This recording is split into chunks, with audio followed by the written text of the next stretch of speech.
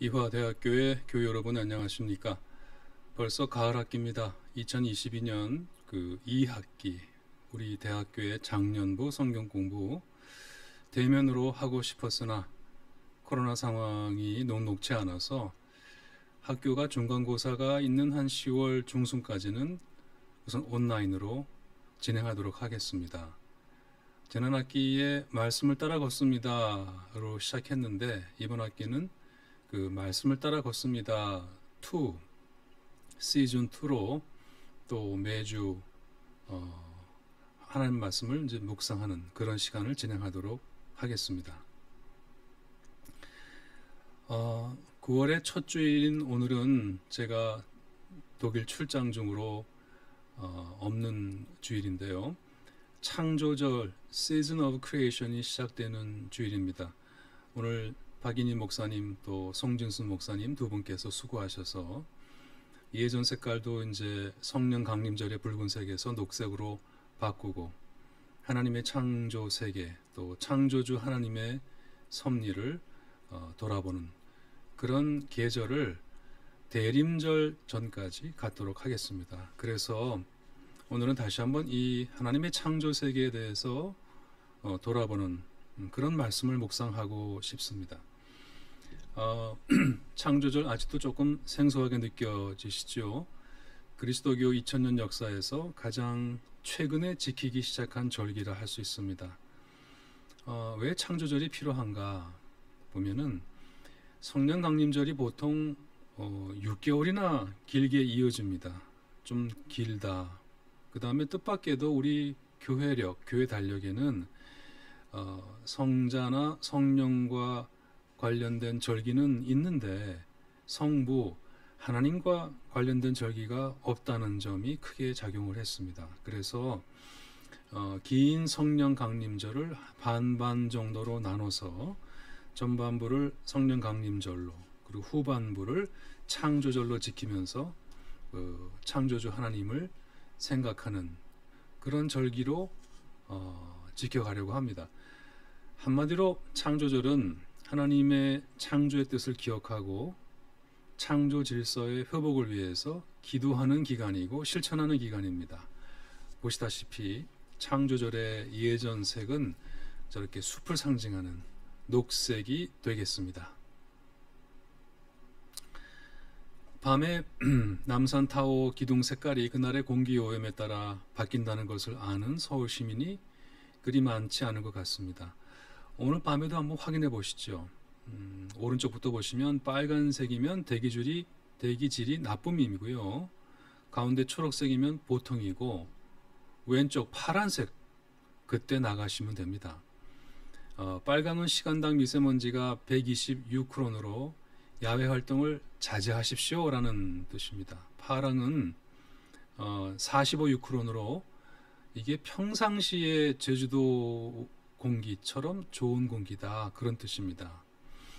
어느 작가가 그랬죠. 우리가 사는 시대는 저 남산타워가 파란색으로 바뀌기를 바라는 세상에 이제 우리 그런 세상에 살게 되었습니다. 이번에 기록적인 폭우가 왔습니다. 서울에 물난리가 났죠. 저 사진들을 보고 있느라면 저게 정말 서울 한복판에 일까 의아할 정도로 주체할 수 없을 많은 비가 내렸습니다.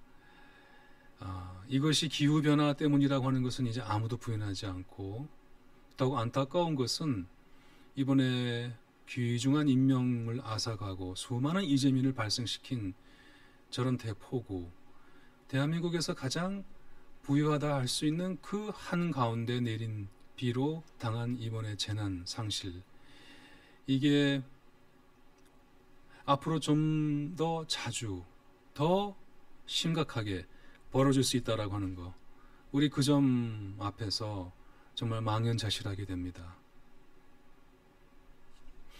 코로나에 대해서는 더 말씀드리지 않아도 되겠습니다. 코로나가 기후변화와 직접적으로 관련이 있다고 하는 사실 우리가 다시 한번 기억하면 좋을 것 같습니다.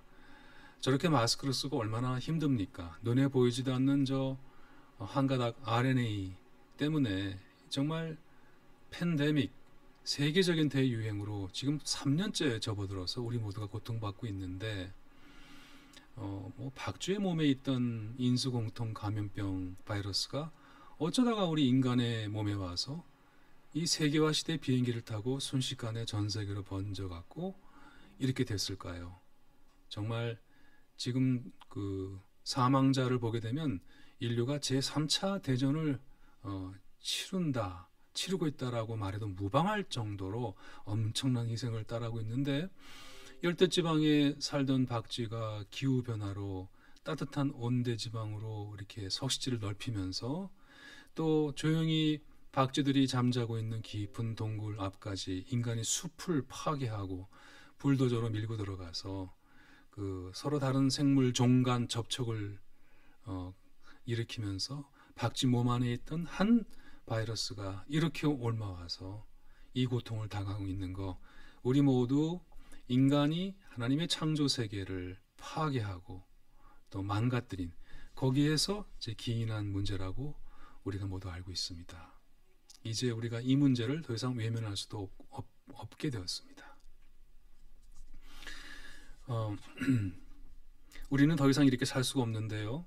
지금 하나님의 창조 세계가 신음소리로 가득합니다. 인간만의 신음소리가 아니라 다른 모든 피조물의 신음소리로 가득하죠. 하나님께서 선물로 주신, 은혜로 주신 이 하나님의 아름다운 창조 세계가 우리 인간의 이기심과 탕욕으로, 성장주의로 상처투성이가 되었습니다. 자, 그래서 이건 이제 신앙의 문제입니다.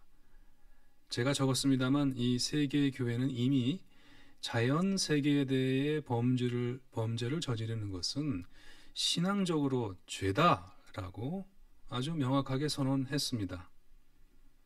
그러고 보니 아담이 지은 죄는 하나님께서 지으신 에덴 동산 안에서 다른 피조물들과 교제하면서 창세기 2장 15절의 말씀이죠. 그들을 지키고 돌보라. 그 지키고 돌보는 청지기 역할을 거부하고, 이게 이제 두 번째 줄에 보시면은 창세기 3장 5절에 그 뱀이 선악과를 따먹으라고 유혹했던 그 유혹의 요지는 너도 하나님처럼 되어봐. 즉 하나님같이 되어 하나님처럼 하나님의 창조 세계 위에 군림하려 했던 것이죠. 저는 그것이 죄 중의 죄, 가장 최초의 죄, 모든 죄의 기원, 원죄라고 생각합니다. 그래서 로마서 8장 19절에 사도 바울이 말하는 것처럼 이런 죄의 결과로 인간만 노동하고 해산하는 고통을 받은 것이 아니라 엉겅퀴와 가시덤불을 내서 피조물이 저주를 받아서, 그래서 피조물도 그 썩어짐의 종노릇을 하게 되었다는 것이죠. 그래서 모든 피조물이 그 시작부터 오늘까지 다 함께 신음하면서 진통하고 있다. 그러면서 하나님의 자녀들이 나타나서 하나님의 자녀들이 그야말로 이 썩어짐의 종노릇에서 영광스러운 자유를 얻는 것처럼 다른 피조물도 똑같이 하나님의 자녀들이 누리는 그 영광스러운 자유에 이르기를 간절히 바란다고 사도 바울이 말했습니다. 우리가 정말 이런 하나님의 자녀가 될 수 있을까요? 하나님의 창조 세계를 정말 지키고 돌보는 그런 하나님의 자녀로 우리가 거듭날 수 있겠습니까? 자, 그러려면 제가 다시 한번 강조드리고 싶지만 우리가 환경에 눈 떠야 한다. 먼저 눈 떠야 한다. 눈을 크게 떠야 한다. 그 말씀을 드리고 싶습니다. 자, 왜 환경에 눈 떠야 하느냐? 당연히 첫 번째 이유는 우리가 환경에 눈을 감고 있기 때문에 눈 떠야 되는 거고요.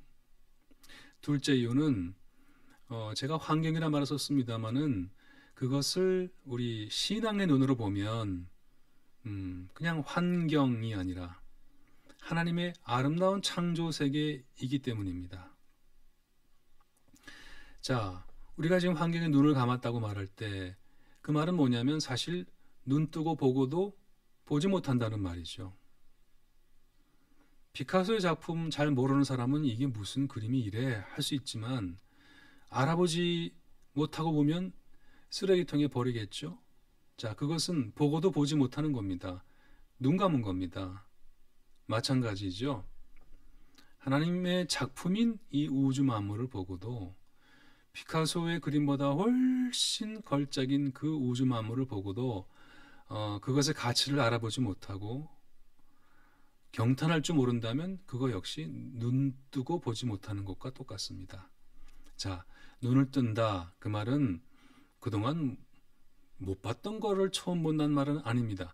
눈을 뜬다. 그 말은 그동안 보아왔지만 알아보지 못했던 그 가치와 의미를 깨닫는다. 그런 뜻입니다. 제가 환경, 자연, 하나님의 창조세계라고 하는 세 단어를 나열했습니다. 자, 환경, environment죠. 저는 이 단어를 우리가 이제는 쓰지 않아야 된다고 생각합니다. 왜냐하면 환경하면 그 사람 그 성장한 환경은 어때? 이렇게 묻는 것처럼 그냥 배경처럼 느껴집니다. 마치 인간이 이 세계의 주인공이고 환경은 그저 주인공을 빛나게 해주는 배경 정도, 소품 정도로 여기는 말이기 때문에 제가 환경이란 말을 가급적 쓰지 말자라고 말씀드립니다. 또 어떤 사람들은 그것을 자연, 한자로는 스스로 그러한 거, nature라고 말하죠. 하지만 신앙의 눈으로 볼 때는 우리가 말하는 저 환경 또는 자연은 자기 스스로 존재하는 어떤 것이 아니라 하나님께서 섭리와 목적 가운데 사랑으로 지으신 하나님의 창조 세계다 하는 것이죠. 자, 그렇다면 이제 그리스도인들이 환경의 눈을 떠야 한다라는 말은 지금까지 그저 인간을 위한 배경 정도로, 그저 인간의 경제를 위한 자원 정도로 보았던 저 자연을 하나님의 작품으로 다시 보자는 겁니다. 제가 이집트의 성 안토니오스의 이야기를 이제 인용했는데요. 사실 우리 그리스도교 전통 안에는 이 자연을 하나님 창조 세계의 아름다움을 우리에게 가르쳐주는 책으로, 성경책과 함께 또 다른 책으로 제2의 성서처럼 보는 오랜 전통이 있었습니다. 그러니까 제가 지금 무슨 뭐 환경이 어려워지니까 갑자기 무슨 현대 환경신학을 얘기하는 건가? 전통신학에서 벗어나는 무슨 얘기를 한 건가? 아니라는 말씀을 드리고 싶어서 하는 겁니다. 성 안토니우스가 뭐라고 말했습니까? 읽어보겠습니다. 내 책은 창조세계의 자연이다. 참 대단한 상상력이네요. 거기에서 나는 하나님의 작품들을 읽는다. 대단합니다. 자, 피조물은 자신의 창조주이자 주인을 큰 소리로 우리한테 선언하고 있답니다. 우리한테 외치고 있답니다. 근데 보고도 못 보고 들어도 못 듣는다면 말이 되겠습니까? 지금까지 성서라고 하는 책만 우리가 보았다면 이제는 하나님께서 우리에게 주신 또 하나의 책, 자연, 하나님의 창조 세계라고 하는 위대한 작품에도 우리가 눈을 돌려야 되겠다.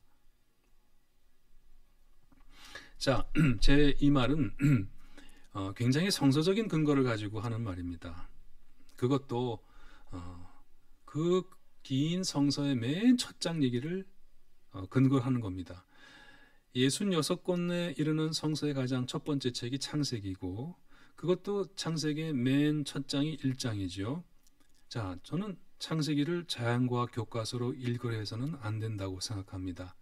오히려 시인이 되어야 창세기 1장이 이해되지요. 왜냐하면 창세기 1장의 저자 자신이 시인이 되어 우리에게 무언가를 말하고 있기 때문입니다. 특히 반복되는 운율로 자신의 메시지를 전하고 있죠. 제가 수수께끼처럼 위에서부터 4절, 10절, 12절, 18절, 21절, 25절, 31절 다 창세기 1장에 나오는 그 7개의 구절을 적어놨는데요. 그 구절이 다 뭘까요? 네, 저 소제목이 있네요. It was good. 하나님 보시기에 좋았더라. 다른 번역은 하나님 보시기에 사랑스러웠더라.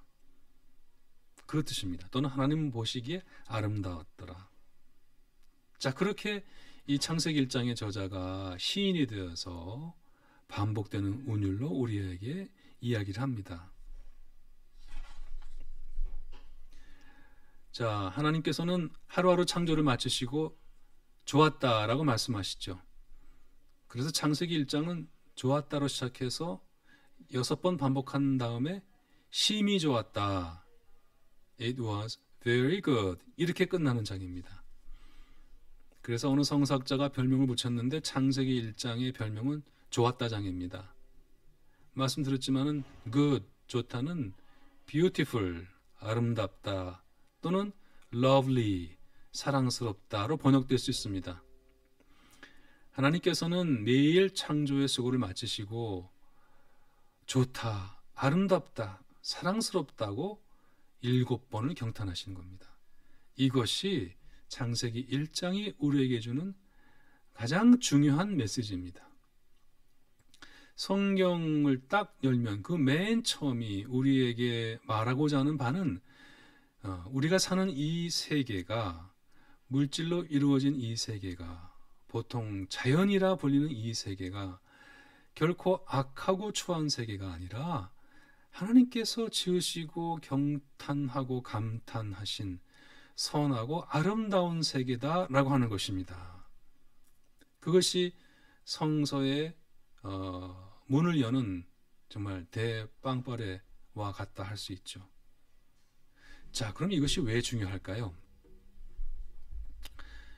신약성서 요한일서 4장에는 그리스도교가 최초로 직면했던 이단에 관한 기록이 나옵니다. 읽어봅니다. 사랑하는 자들아, 영을 다 믿지 말고 오직 영들이 하나님께 속하였나 분별하라, 테스트하라, 시험하라. 많은 거짓 선지자가 세상에 나왔습니다. 좀 놀라운 구절이죠. 감히 하나님의 영을 시험하라 합니다. 성경 전체에서 하나님을 시험하라는 구절이 딱 2번 나오는데요. 하나는 이제 구약의 말라기서에 나오죠. 많은 목사님들은 이 구절만 그렇게 좋아해서 강조하시는 것 같습니다. 말라기 3장 10절에 이런 구절이 있는데요. 만군의 여호와가 이르노라, 너희의 온전한 11조를 창고에 들여 나의 집에 양식 있게 하고 그것으로 나를 시험하여 내가 하늘 문을 열고 너희에게 복을 쌓을 곳이 없도록 붙지 아니하나 보라. 이 목사님들이 이 구절만 좋아하세요.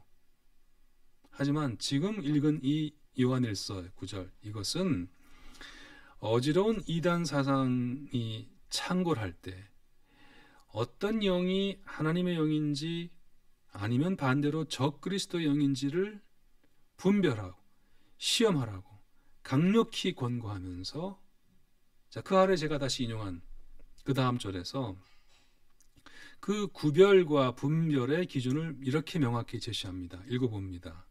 이로써 너희가 하나님의 영을 알지니 곧 예수 그리스도께서 육체로 오신 것을 시인하는 영마다 하나님께 속한 것이요 예수를 시인하지 아니하는 영마다 하나님께 속한 것이 아니니 이것이 곧 적그리스도 영이라. 엔티크라이스트. 무서운 말을 사용했습니다. 예수님이 우리처럼 하늘에 계신 하나님이 육신을 입고 물질로 오셨다라고 그것을 시인하면 그것이 하나님의 영이고, 그걸 아니라고 부인하면 적그리스도의 영이라고 하는 심각한 경고입니다. 이게 무슨 일이 있었습니까? 네. 제목에 적었습니다만 이제 노스티시즘, 영지주의를 신봉하는 그리스도인들이 있었죠. 그리스도인들입니다. 주후 1, 2, 3, 4세기 초 정도까지 지중해 일대에 정말 번창했던 집단입니다. 이들은 영지, 영어로 하면 secret knowledge, 즉 신비한 지식, 비밀스러운 지식에 의해서 구원받는다라는 사상을 펼쳤죠. 이분들은 플라톤을 너무 좋아했습니다. 플라톤의 사상에 침투해서 이들에게는 영육 이원론이 너무도 강했습니다. 영, 스피릿은 선이고 이 물질, 육, 바디는 악이다 라는 그런 심각한 영육 이원론에 빠졌습니다. 그래서 그들은 예수님께서 육신을 입고 오신 것을 인정하지 않았습니다. 아니, 인정할 수가 없었습니다. 하나님은 영이고 또 선한 분이죠. 하지만 이 육체, 물질은 악이에요. 따라서 영이고 선인 하나님은 결코 절대 물질이고 악인 육신과 화합할 수 없고 육신을 입을 수 없고 육신 안에 들어올 수 없다는 겁니다. 그런 일은 그 사람들에게는 논리적으로 불가능한 일이었습니다. 자, 그것이 이단이라면 이 이단 영주주의 기독교와 싸움에서 바로 오토독스, 정통 기독교가 나왔죠. 정통 기독교는 바로 이 영주주의 기독교인들 간에 300년 이상 걸친 긴 사상투쟁, 영적 전쟁을 통해서 나온 겁니다. 정통 신학은 어느 신학자의 머리에서 나온 것이 아닙니다. 수백 년 동안 이단 사상과의 투쟁을 통해 정립된 것이죠. 증거가 있냐고요? 보여드립니다. 영지주의와 싸워서 오늘 우리에게도 느껴지는 흔적들입니다.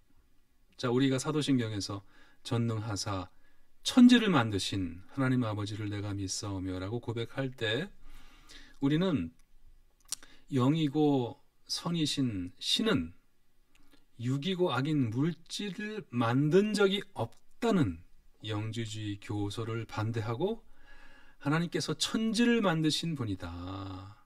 창조주시다. 이 물질의 세계를 만드신 분이다 라고 고백하고 있는 겁니다. 이거 영지주의와 싸움에서 그럼 우리는 무엇을 믿는가? 라고 해서 나온 고백이 저 고백입니다. 그 다음 보실까요? 우리는 또 그의 외아들 예수 그리스도를 믿사오니 이는 뭐라고 고백하죠? 성령으로 잉태하사 동정녀 마리아에게 낳으시고 라고 말합니다. 자, 이때 낳으시고 born, 동정녀 마리아의 몸에서 낳으셨습니다. 구세주가, 하나님의 아들이 인간의 몸을 입고 나오셨습니다. 이게 무슨 말이냐? 영지주의자들은 낳으시고가 아니고 나타나시고라고 했습니다. born이 아니고 appeared라고 했습니다. 예수께서는 인간의 몸을 입은 적이 한 번도 없고 단지 인간의 모습으로 눈앞에 appeared, 그렇게 나타날 뿐이라는 것이 영지주의 교설인데 그렇게 말하는 사람들에게 단호히 반대하고 이 하나님의 아들이신 하나님이신 예수께서는 하나님의 영으로 인간 어머니의 몸을 통해 사람의 몸을 입고 태어나셨다라고 고백하는 겁니다. 여러분, 우리가 생각 없이 외우는 이 구절 역시 300년 넘은 저 영육 이원론의 영지주의 이단 기독교와 싸운 결과입니다. 한 구절 더 보실까요? 저는 지금 사도신경만 얘기하고 있습니다. 또한 우리가 몸이 다시 사는 것과 영원히 사는 것을 믿사옵나이다. 우리 이렇게 고백하잖아요. 자, 우리는 이 고백을 할 때 그게 무슨 의미냐? 영지주의자들이 말한 것처럼 이 육신이 죽은 다음에 그 육신이라고 하는 감옥에 갇혀있던 영혼이 그 감옥에서 해방돼서 나비처럼 천당으로 날아가 것이다. 그것이 구원이다. 이 악이라고 하는 물질의 감옥에, 몸의 감옥에 갇혀있던 영혼이 다시 그 이데아 세계로 복귀하는 것이다. 이렇게 말하는 영주주의 교설에 반대하고 우리의 영혼뿐만이 아니라 우리들의 육신도, 그 말은 하나님이 지으신 저 산과 별과 달과 이 모든 자연세계도 구원을 받는다고 고백하는 것이 그게 정통신학입니다. 무슨 말이냐? 한마디로 정통신앙은 전인 구원입니다. 전체 구원입니다. 영지주의자들은 물질로부터 도망치는 구원을 가르쳤습니다. 육체로부터 도망치는 구원, 자연으로부터 도망치는 구원. 하지만 예수 그리스도의 사도들은 육체와 함께 받는 구원을 가르쳤습니다. 물질과 함께 받는 구원을 가르쳤습니다. 자연과 함께 받는 구원을 가르쳤습니다. 여러분, 이것이 제가 지금 21세기 무슨 첨단 신학을 말씀드리는 것이 아니라 기독교의 가장 깊은 원전통, 특히 정통신학의 어떤 그 핵심 줄기를 말씀드리고 있는 겁니다. 한마디로 기독교는 incarnation, 고깃덩어리 안으로 들어오신, 즉 하나님의 성육신을 믿는 종교입니다. 신이 육신이 되었다는 종교입니다. 때문에 예수 그리스도께서, 하나님의 아들이 육체로 오신 것을 시인하게 하면 그것이 하나님의 영이요, 이것을 부인하면 저 영지주의와 같은 적그리스도의 영인이 이미 너희 가운데 있다, 그랬습니다.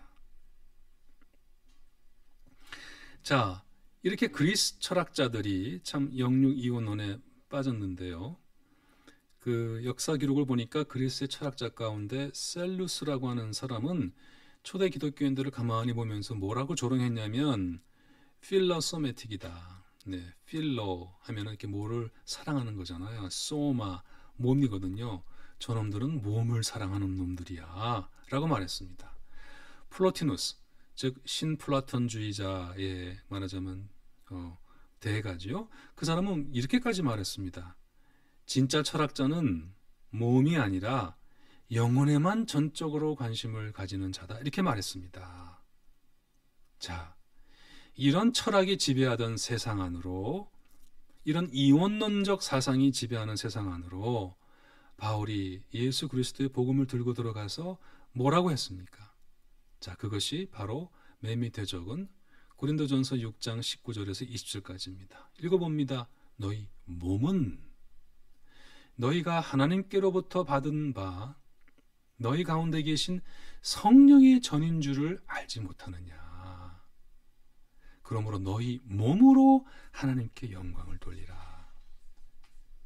예, 기독교는 몸의 종교입니다. 자, 그런데 불행히도 오늘날의 많은 그리스도인들이 영지주의 기독교를 닮았습니다. 영지주의 기독교와 싸워서 이어진 것이 정통 기독교인데 뭐 싸우다가 닮는다는 말이 있나요? 자, 그 영지주의를 극복하고 나온 정통 신앙을 믿는 사람들이 어쩌다가 똑같은 영육이원론에 빠져서 두 번째 줄 보시면 구원이 아니라 구령이라고 말합니다. 우리 구령 사업하러 가자. 구령이 뭡니까? 영혼 구원입니다. 우리 기독교는 영혼의 문제만 관심을 가져야 된다고 말합니다. 자, 이게 도대체 어쩌다가 이렇게 됐습니까? 자, 그 결과 오늘날 하나님의 창조 세계가 이렇게 파괴돼서 폭우가 쏟아지고 인명이 살상되고 재난이 닥치고 코로나가 창궐하고 기후가 변화돼서 막 식량 위기가 닥쳐오고 하는데, 이렇게 하나님이 짓고 아름다웠다고 말씀하신 창조 세계가 파괴돼도 그건 신앙의 문제가 아니라고 생각합니다. 뭐 그건 환경운동하는 사람들 얘기지. 그거 뭐 정치 얘기 아니야? 경제 얘기 아니야?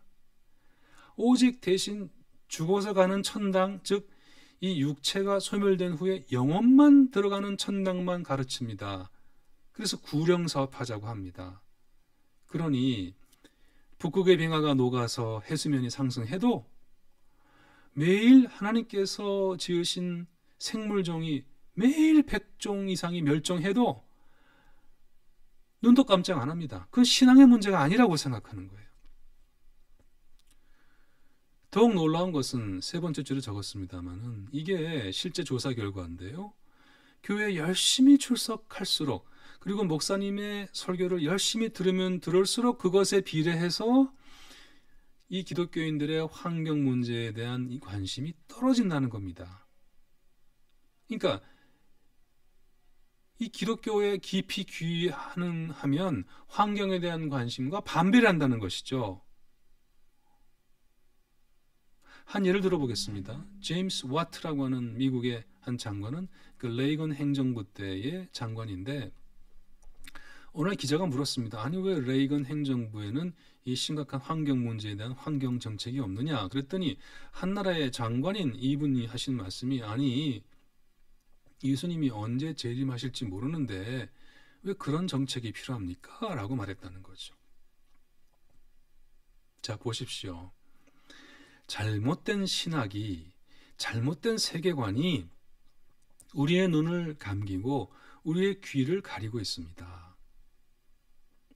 이 물질 세계는 악하다라는 이 영지주의 이단 교설로부터 오늘의 교회가 전혀 자유롭지 않습니다. 그래서 제가 이 정통신학의 개척자 이레네우스라고 하는 프랑스의 사상가, 신학자한테 한번 돌아가 보려고 합니다. 그는 영과 육의 통정적인 구원을 가르친 사람인데요. 특히 그가 그 근거로 내세운 구절은 이제 고린도후서 5장 17절, 누구든지 그리스도 안에 있으면 새로운 피조물이다 라고 하는 그 유명한 바울의 가르침입니다. 그는 이 성경 구절에 근거해서 구원은 구령이 아니라 만물의 갱신이다, 온갖 피조물이 새롭게 변화되는 것이 구원이다, 이렇게 가르쳤습니다. 오늘날 영지주의적인 관점으로 만약에 본다고 하면 이게 무슨 그야말로 그 영혼 구원을 무슨 약화시키는 얘기인가라고 이렇게 이상하게 생각할지 모르지만, 그는 이 고린도후서 5장 17절 가지고 만물의 갱신, 이것이 하나님의 구원이라고 가르쳤습니다. 자, 여기 보면은 누구든지라는 말이 있지 않습니까? 자, 우리 같은 저 같은 평범한 사람은 이 누구든지 안에 그저 흑인 백인 넣고 여성 남성 넣고 뭐 소수자 다수자 등 넣지만은, 이 정통신학의 개척자 이레네우스, 이 출중한 신학자는 이 누구든지 안에 왜 인간만 넣느냐? 인간만이 아니라 저 해, 달, 별, 나무, 강, 산천, 초목, 하나님의 창조세계 안에 있는 모든 피조물을 다 누구든지라고 보았습니다. 자, 이렇게 스케일이 다르네요. 이레네우스에게 하나님의 구원은 그래서 제2의 창조 사건과 같은 것이었습니다. 하나님은 당신이 사랑으로 지으시고 7번이나 감탄한 이 아름다운 창조세계를 버리고 영만 쏙 빼나간다고 생각하지 않았습니다. 하나님께서 창조한 이 세계가 비록 인간의 타락, 인간의 죄로 인해 모든 피조물이 고통을 받고 있지만, 하나님께서는 그것을 그리스도 안에서 새롭게 창조해서 하나님의 자녀뿐만 아니라 모든 피조물이 하나님의 자녀의 그 영광의 자유, 해방이죠, 독립이죠, 그 영광스러운 자유, 썩어짐의 종로로서로부터의 그 영광스러운 자유, 그 glorious freedom, 거기에 이르게 하신다는 겁니다. 제가 다시 한번 이렇게 힘줘 강조드리고 싶습니다. 자, 보십시오. 이것이 정통 그리스도교 신앙입니다. 정통 그리스도교 신앙은 영육 이원론을 넘어서고 물질 혐오 사상을 넘어서서 하나님의 창조 세계를 사랑하게 만들고 하나님의 창조 세계에 깊은 관심을 가지고 그 안에서 신실한 청지기로, 책임 있는 청지기로 살아가게 만듭니다. 여러분, 만약 오늘날의 이 많은 그리스도인들이 이런 신앙을 가지고 살아간다면 어떻게 되겠습니까? 자, 그렇다면 이제 예배 따로 뭐 환경운동 따로 아니죠. 네. 이제 온실가스를 줄이기 위해서 대중교통 이용하고 일회용품 사용 금지하고 공장식 축산으로 고통받는 동료 피조물을 기억하면서 하루에 하루 이상 완전 채식을 실천하는 등의 그것을 신앙의 실천으로 바라보게 될 겁니다. Service after service. 예배라고 하는 서비스 이후에 세상을 섬기고 봉사하는 서비스로, 같은 서비스로 보게 될 겁니다. 자, 이미 많은 그리스도인들이 오늘날 이제 환경운동의 차원에서 이런저런 좋은 일들을 많이 하고 계시지만, 이제 그것은 그저 그냥 뭐 예배 생활 따르고 신앙 따르고 이거는 그 별도로 하는 또는 뭐 시민운동을 하는 별개의 것이 아니라 이제 그것이 바로 신앙의 고백이 되고 예배가 된다는 말입니다. Service after service. 환경주일의 예배와 삶이 분리되지 않고 둘이 하나가 된다는 것입니다. 그리고 나아가서 하나님의 창조 세계를 대규모로 파괴하는 이 잘못된 어떤 경제 정책과 과학 기술에 맞서서 성서에 기초한 예언자적 목소리를 발하게 되는 것입니다.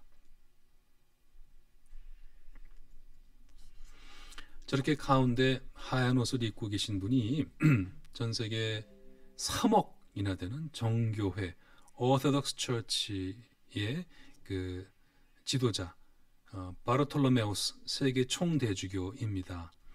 그가 몇 년 전에 한국을 방문했을 때 제가 그의 강연을 들을 기회가 있었는데, 그 강연 제목이 저기 있는 소제목입니다. 그리고 하나님 보시기에 모든 것이 좋았다.